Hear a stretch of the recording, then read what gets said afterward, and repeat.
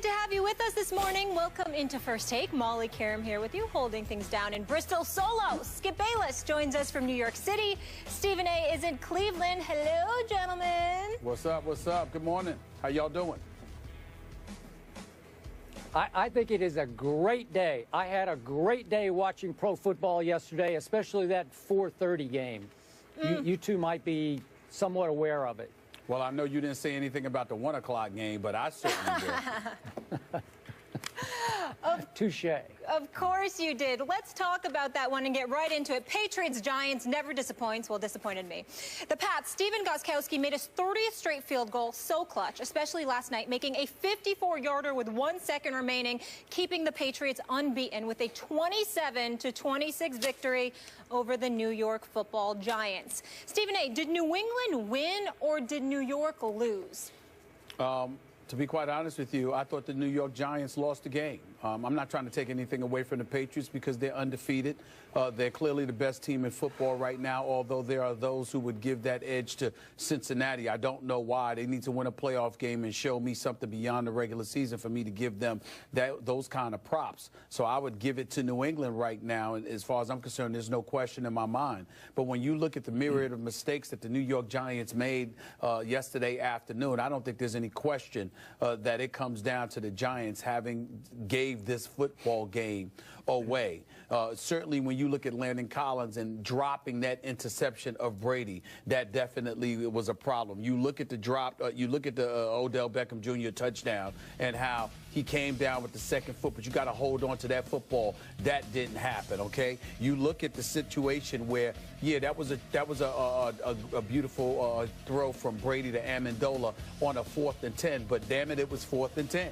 And if you're the New York Giants and you've got the game on the line, you simply can't allow that to happen, particularly when you played the kind of game that you played. And even as we show the highlights of the previous interception that I made, that was not. Your Collins, you got to hold on to the football. You know good and well that you're going to come down on that hard turf. You know it's going to hurt. But before you sit up there and you know, you just let go of the ball, you got to hold on and cradle that football and just fall and take the shot that you know is inevitably coming instead of trying to catch it with one hand. I mean, that was just ill-advised as far as I'm concerned. Then when you take into account history, think about the brain lock that the Giants suffered against the Cowboys in Week 1. Think about the mistakes they made in losing a 4th-quarter lead to the Falcons in Game 2.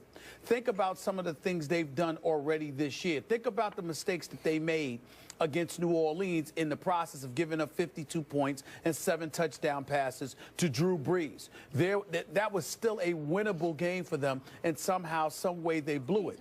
This is a team, the New York Giants, easily could have been right now 8-2 instead of 5-5. But there were at least 3 games, arguably 4, that they have absolutely positively blown.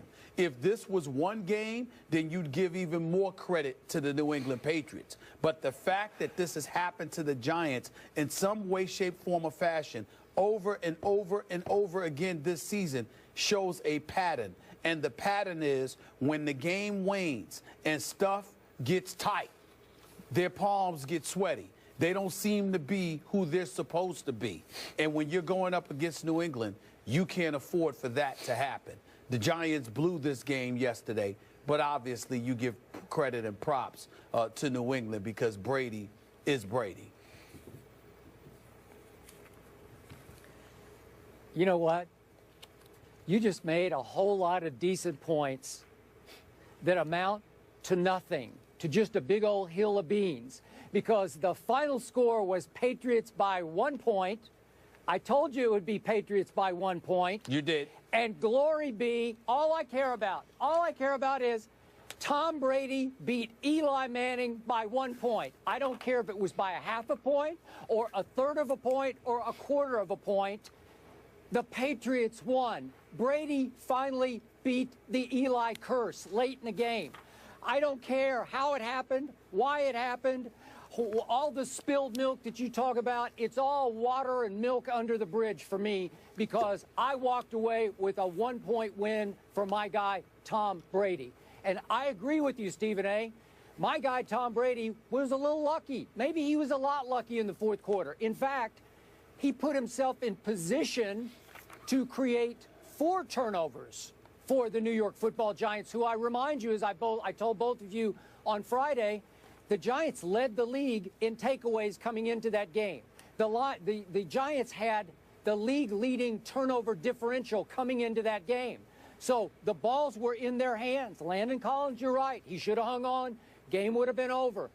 Brady lost 1 fumble, could have lost another one. Giants couldn't recover. Patriots did recover. Obviously, Brady threw the interception. It was a bad throw, a little late to LaFell. It almost looked like a Malcolm Butler-style interception at the goal line. Looked like it might cost the Patriots, but it did not, because Tom Brady got the ball back with 1 minute and 47 seconds to go. Now, should your Giants have just given in to the situation, 1st and goal at the 5, with, 2:05 left in the game, and run, and just kick the field goal and let the clock run a little bit more? They could have. They could have run the clock down to, instead of 147, I don't know, maybe 115 or 120 when Brady got the ball back. But you know what? I admired Tom Coughlin for saying, let's go for the kill. Let's make Tom Brady have to go the length of the field for a touchdown instead of just a field goal. And listen, Eli made the throw, as you point out, to Beckham. It's in his hands. It's a sweet throw. And Malcolm Butler, who I thought played the game of his life, knocked the ball out of Odell Beckham Jr.'s hands. It was a great play by the cornerback, and not a bad play by the quarterback or the receiver to me. It was just a great play by the cornerback. And then Eli missed Odell. He came open on the 2nd goal play, wide open for a touchdown, and he missed it. He just didn't see him, threw it quickly outside to Dwayne Harris, and just made a bad choice. Then he made a good choice to stay in bounds when he rolled out on 3rd down to run a little bit more clock. But again, they went for the kill, and they didn't kill Tom Brady because he's hard to kill late in the game. And I got to tell you, Brady was all-time clutch, and so was Danny Amendola.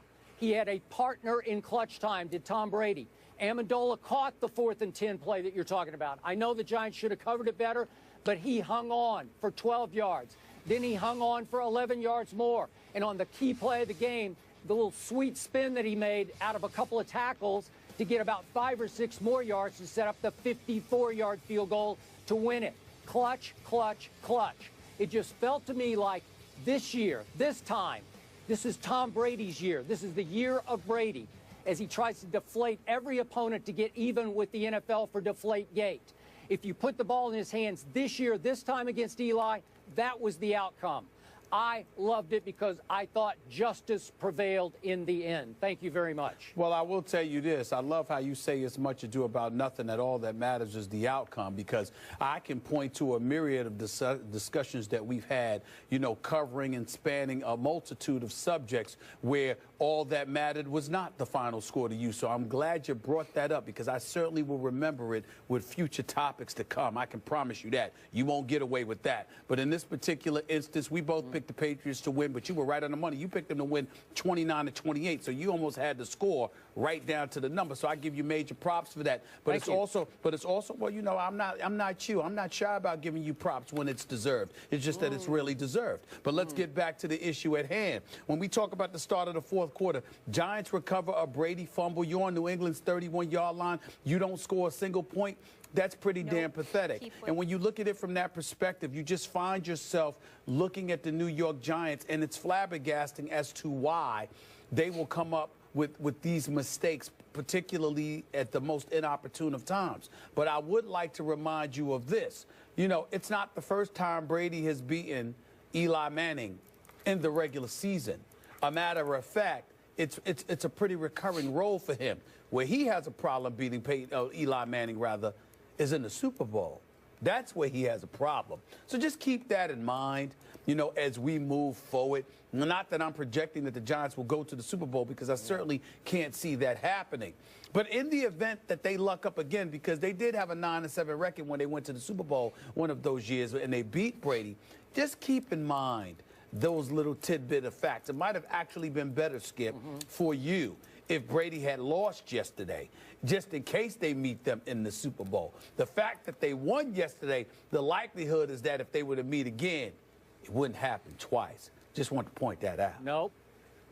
I want to point out the last time that these two met in the regular season was in Foxborough. Remember that? About 5 seasons ago. Won I that, believe it was Giants won that game, though. I think the Giants won that game, Yeah, Giants won that game on a late Eli touchdown pass. It was only 1 yard to Jake Ballard, but still, Eli trumped Brady in that game. So it was 3 in a row late, Eli trumping Brady, out-Bradying Brady. That's why this was so huge psychologically to Brady.